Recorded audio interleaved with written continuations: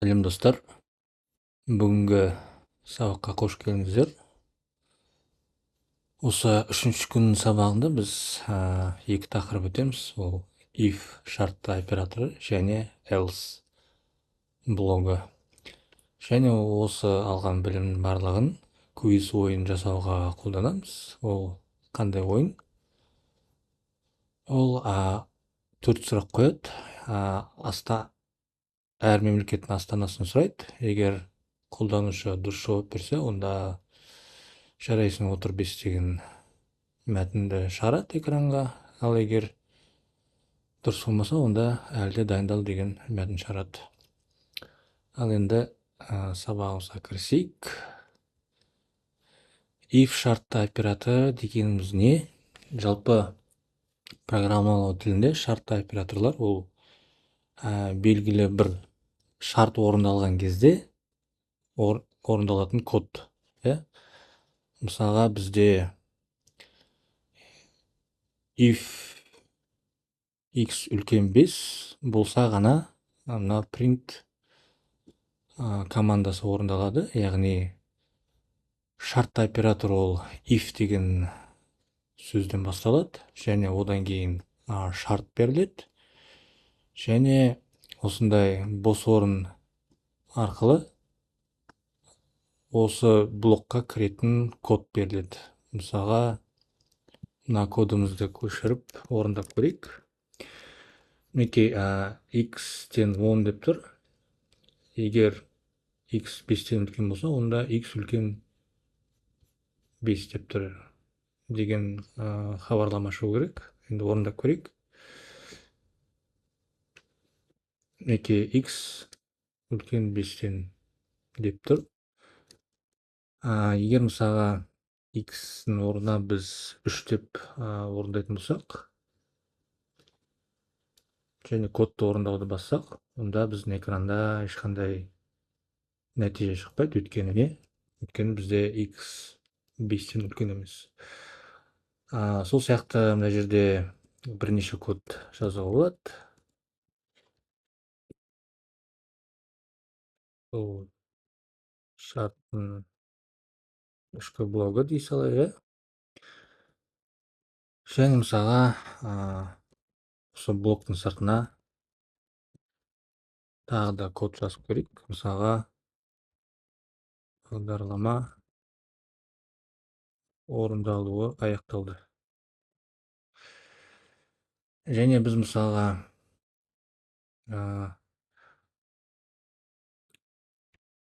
мына x 5-тен кіші болса, онда бізде не болады? Бағдарлама орындалуы аяқталды деген хабарлама шығады. Егер мысалға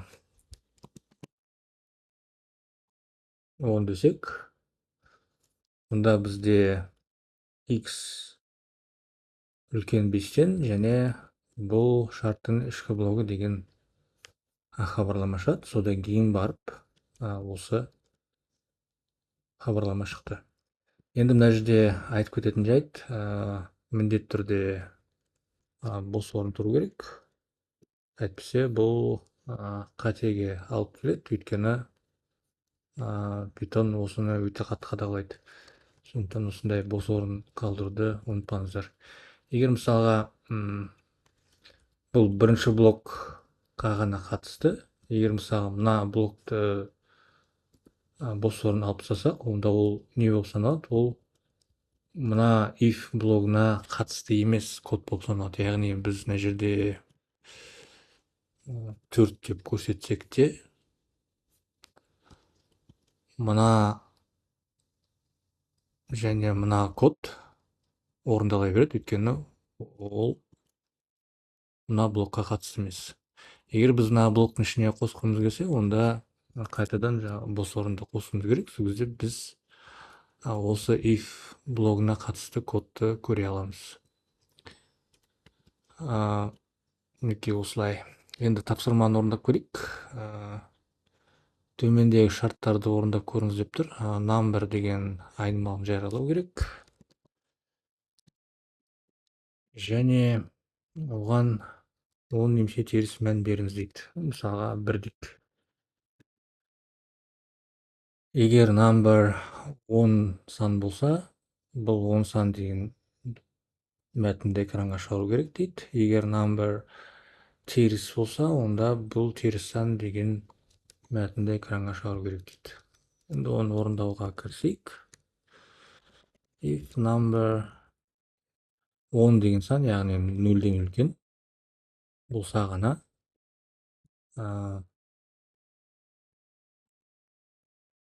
бұл 10 сан деген мәтінді шығаруымыз керек. Және number бізде 0-ден кіші болса, яғни теріс болса, онда біз print арқылы бұл теріс сан деген мәтінді шығаруымыз керек. Енді бізде қараңыз, number бізде 1 саны, яғни 10 саны. Демек бізде мына код қана орындалып, мына код орындалмау керек, өйткені мына жерде шарт орындалмай жатыр. Кодты орындауды бассақ, бізде қараңыз, міне бұл 10 сан деген мәтін шықты.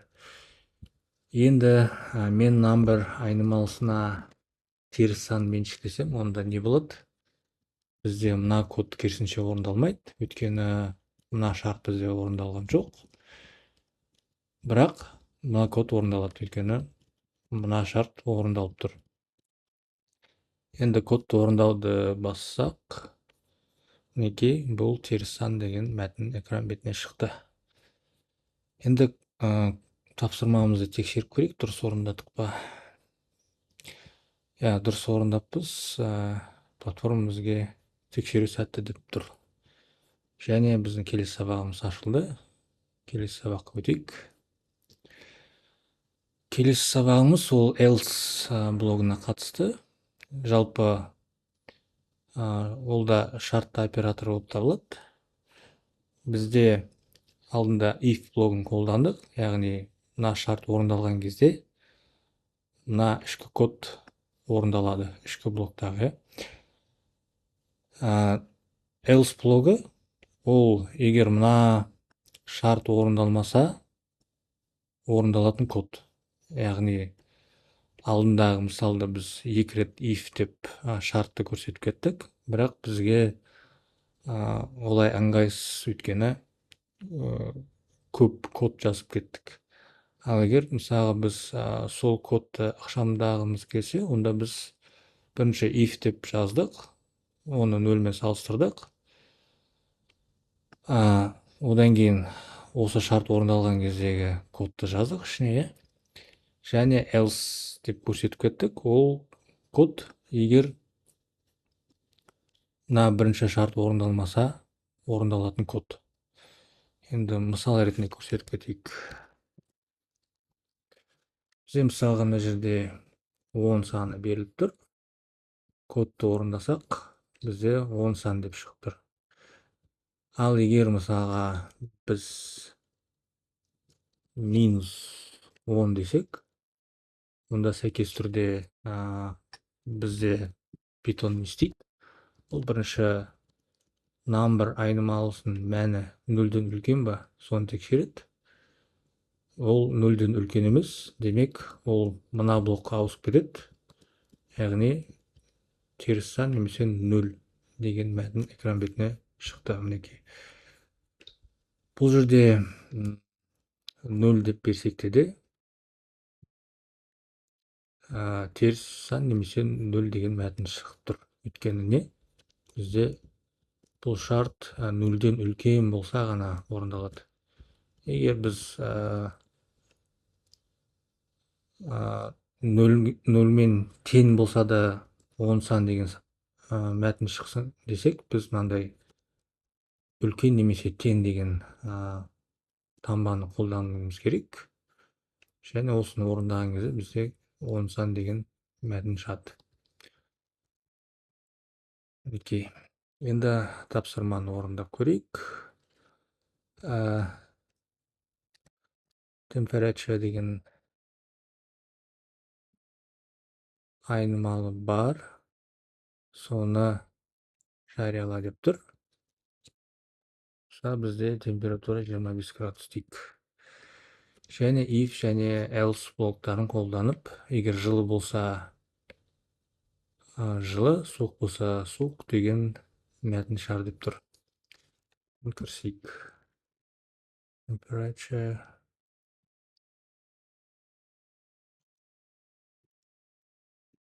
нөлден үлкен болса print жылы деген мәтін шығарамыз.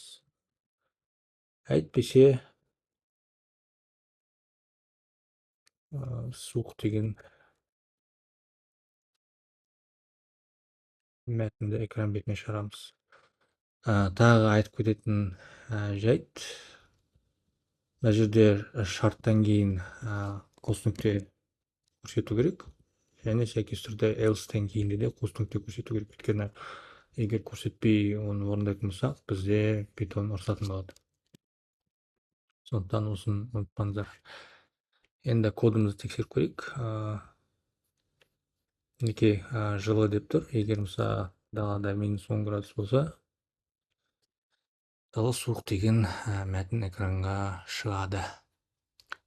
Кодымызды тексеріп көрейік. Кодымыз дұрыс деп тұр, және келесі сабағымыз ашылды. Келесі сабаққа өтейік. Ал енді мына жерде квиз ойыны, алдында айтып кеткенімдей, ол 4 сұрақ шығару керек экран бетіне.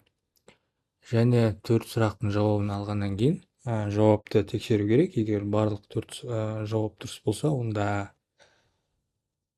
жарайсың отыр 5 деген мәтін шығу керек. Егер дұрыс емес болса, әлде дайындал деген мәтін шығу керек.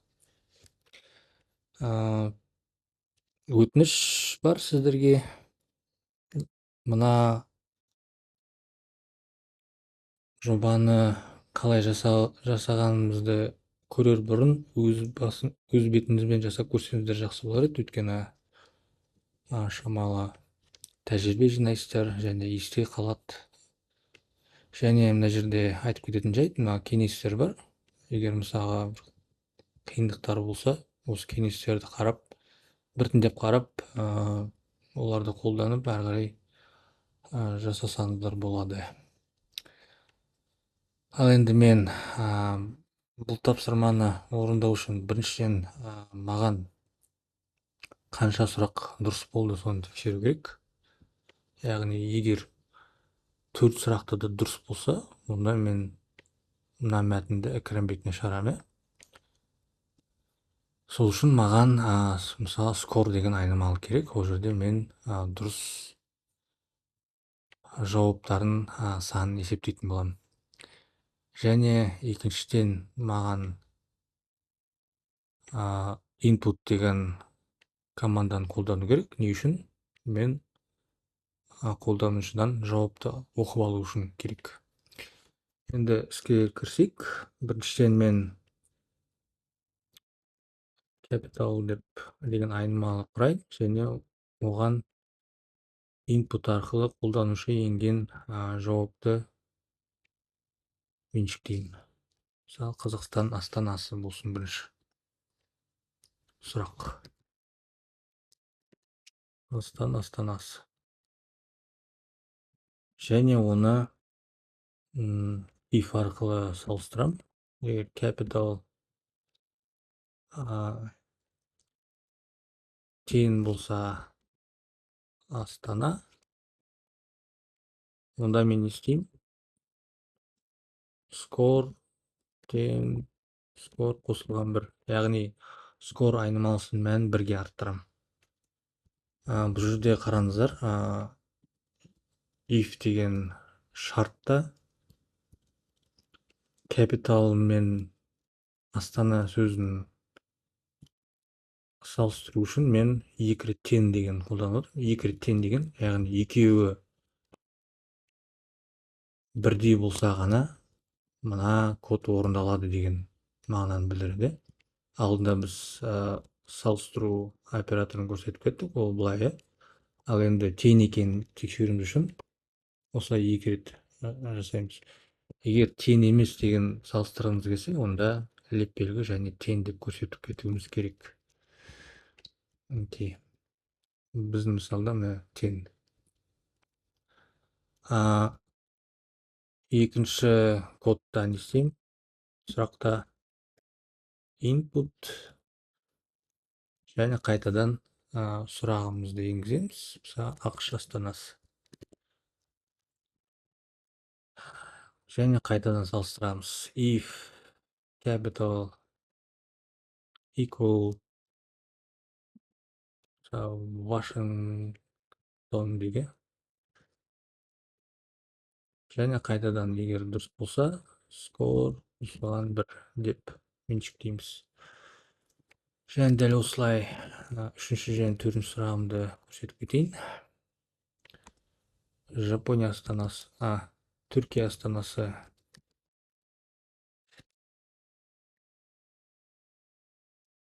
Анкара бізде болады. Және Жапония астанасы төртінші сұрағы Токио болады. Токио. Ал енді барлығын жазып шықты. Енді бізге берілген жауаптардың дұрыс жауаптардың санын есептеуіміз керек. Егер айтып кеткенімдей барлық берілген жауап дұрыс болса, яғни дұрыс берілген жауаптардың саны 4-ке тең болса, онда жарайсың отыр 5 деген мәтін шығару керек. Әйтпесе әлде дайындал деген мәтінді экран бетіне шығаруымыз керек. Енді бізде дұрыс жауаптардың саны скор деген айнымалыда сақталған, сондықтан біз оны салыстыра аламыз. Егер скор тағы да тең болса 4-ке, онда print жарайсың отыр 5 деген мәтін шығарамыз. Әйтпесе print әлі дайындал деген мәтінді экран бетіне шығарамыз. Бәрін дұрыс жасаған сияқтымыз. Мына жерге енді сұрақтың нөмірін жаза салайық. 3, 4. Және мына жерге бос орын қоса салайын, шамалы. Сұрақ пен жауаптың арасында бос орын болсын. Енді кодты орындайық. Неке бізде Қазақстан астанасы деген бірінші сұрақ шықты. Мен жазам Астана. Интерді бастым. Одан кейін екінші сұрақ ақш астанасы Вашингтон. Интерді бастым. Үшінші сұрақ Түркия астанасы Анкара дедім. Және Жапония астанасы Токио дедім. Және қазір бәрін дұрыс жауап берген сияқтымын. Егер интерді бассам, маған қандай мәтін шығады екен көрейік. Жарайсың отыр 5 деп шықты, өйткені мен барлық сұраққа дұрыс жауап бердім. Егер қайтадан орындап, мысалы, Қазақстан астанасы Алматы деп өтірік жауап берсем, бір сұрақ болса да дұрыс жауап бермесем, онда маған басқа хабарлама шығу керек. Әлде дайындал деген хабарлама шықты. Неке осылай бағдарламалар жазылады. Тек үлкен бағдарламаларда осындай логика әлдеқайда көп болады. Бірақ түбінде осындай негізгі блоктар қолданылады.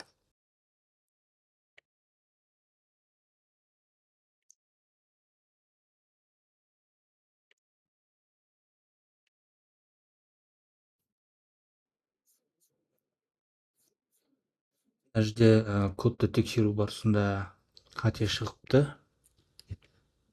Бұл жерде не деп тұр?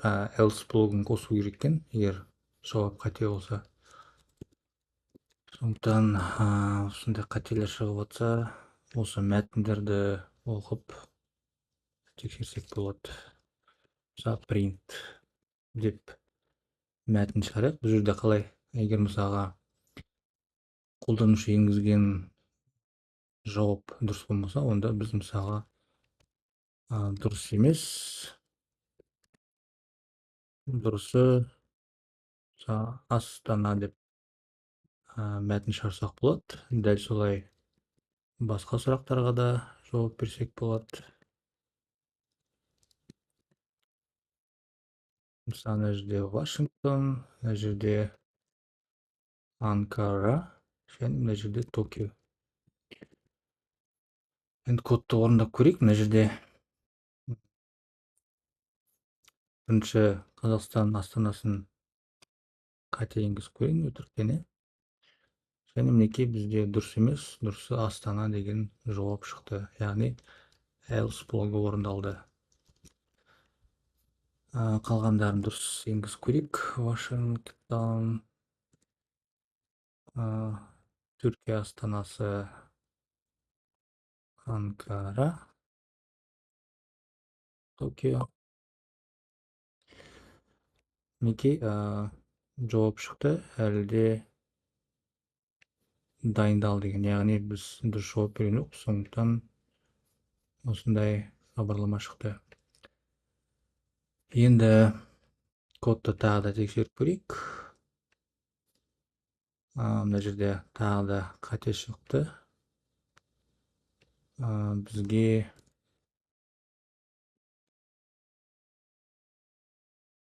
тағы да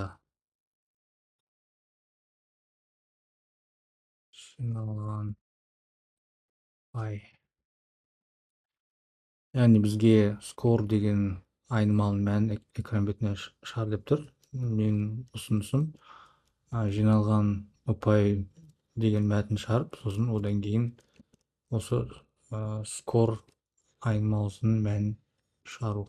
Сол кезде біз қанша сұраққа дұрыс жауап бердік, соны көре аламыз. Енді кодты орындап көрейік. Қазақстан астанасы тағы да өтіріктен Алматы дейік. ақш астанасы өтіріктен Нью-Йорк дей салайын. Түркия астанасы Анкара дейін дұрыс жауап берейін, және Жапония астанасы Токио.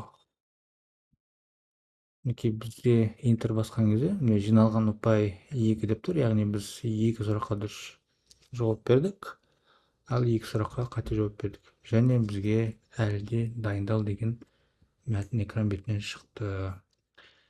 Енді кодымызды тағы тексеріп көрейік. Мінекей барлығы дұрыс. Сондықтан сіздерді тапсырманы дұрыс орындаумен құттықтаймын.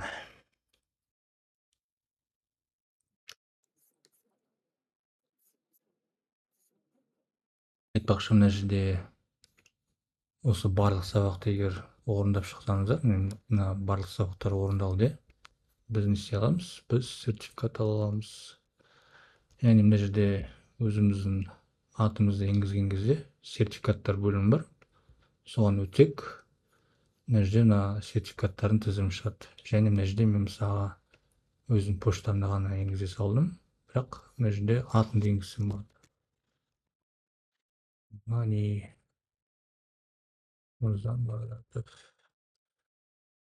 Және өзгерістерді сақтап, қайтадан сертификаттар бөліміне өтсек болады. Мінекей атым өзгерді, және осы сертификатты өзіме сақтасам болады. Мінекей сертификат сақталды, және ол нөмірі бар, және ол сертификатты тексерсек болады. Мінекей жарамды сертификат берген күні осы барлығы біздің сайтта шығып тұрады. Рахмет.